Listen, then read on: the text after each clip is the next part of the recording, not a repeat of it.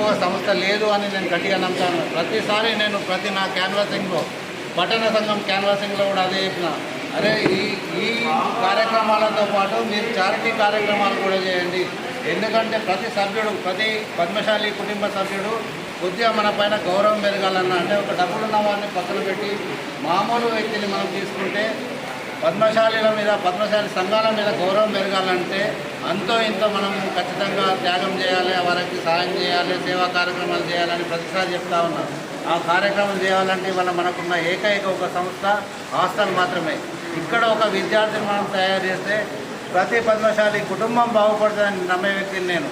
ఆ వ్యక్తి బాగుపడితే ఆ కుటుంబంలో ఉన్న వ్యక్తులు, ఆయన తర్వాత ఉన్న సక్సెస్ కానీ ఎవరన్నా కానివ్వండి, వారిని చూసి ఆ మార్గంలో ప్రయాణం చేస్తారు. కాబట్టి సమాజం బాగుపడుతుంది. ఒక మంచి పౌరుడుగా మంచి విలువలున్న, అంటే విద్య ఒకటి రావడమే కాదు, మంచి విలువలున్న వ్యక్తులు సమాజంలో బయటకు వస్తారు. కాబట్టి ఆ విధంగా పద్మశాలి గౌరవం పెరుగుతుందని నమ్మే వ్యక్తులు నేను.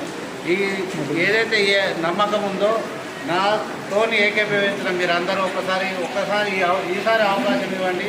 ఈసారి అవకాశం ఇస్తే ఖచ్చితంగా మంచి గౌరవం సమాజంలో పద్మశాలిలో గౌరవం పెరిగేటట్టు అందరం కలిసి, నేను కాదు నాతో పాటు మీరు అందరూ కలిసి పనిచేయాలని కోరుకుంటూ ఒకసారి మీ అందరికీ రిక్వెస్ట్ చేస్తూ ఉన్నాను.